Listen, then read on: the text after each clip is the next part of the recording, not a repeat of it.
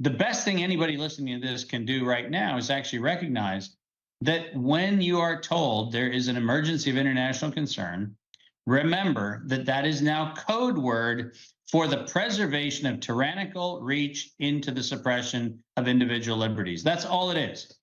Nobody's dying of monkeypox. Nobody's dying of H5N2.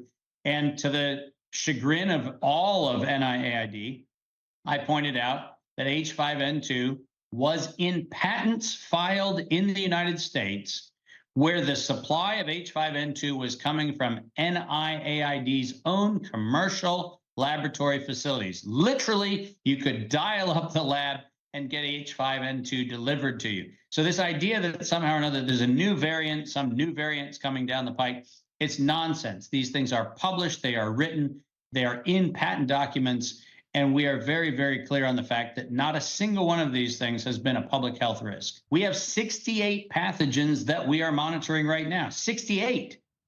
This is a loaded gun. This is not monkeypox is over, COVID's over, H5N2 is over. We've got 68 of these to come. So listen, this is well, time explain that, to Doctor. They've got weaponized versions or gain of function versions waiting.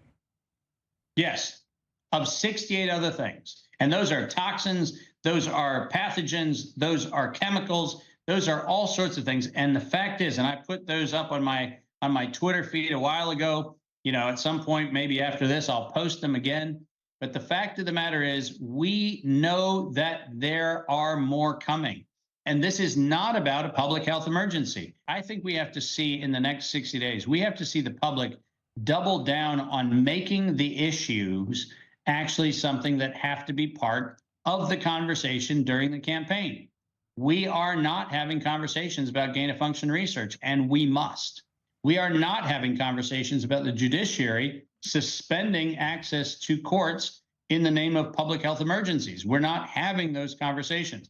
And we have to have public statements of our public officials where they are actually committing to either caring about upholding and defending the Constitution, or admitting to the fact that they are going to allow public health terrorism to suspend the Constitution. This is a simple conversation. It's a simple topic.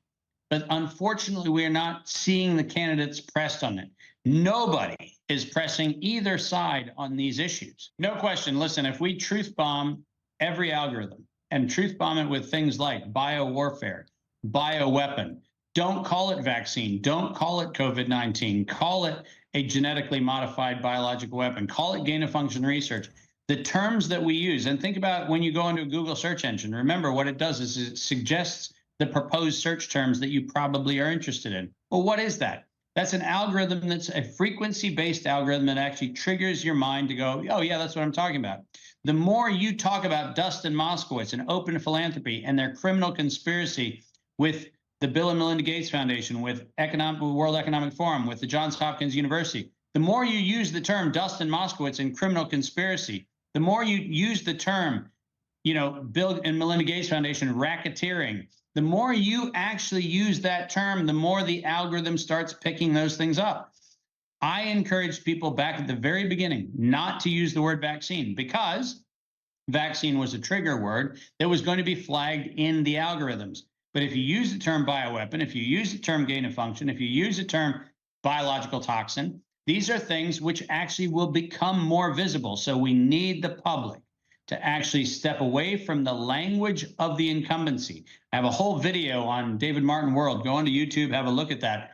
But you've got to look at how we get fooled by using the language of the incumbency. We have to step away from that so that we don't actually fall into their trap. And Alex, I cannot recommend enough. Between now and 60 days from now, we need the terms like gain of function. We need the terms like bioweapon. We need the terms like racketeering to be popularized by the people who are actually sharing things on X and on Instagram and on all forms of social media, Rumble, YouTube. I don't care where it is. Make that term popular, because that will give us the ability to continue to move forward with all of the things we're doing on the legal front. And, we're working very, very hard every day to make sure that we succeed. We will succeed, but we will succeed better with the great support of people like your listeners.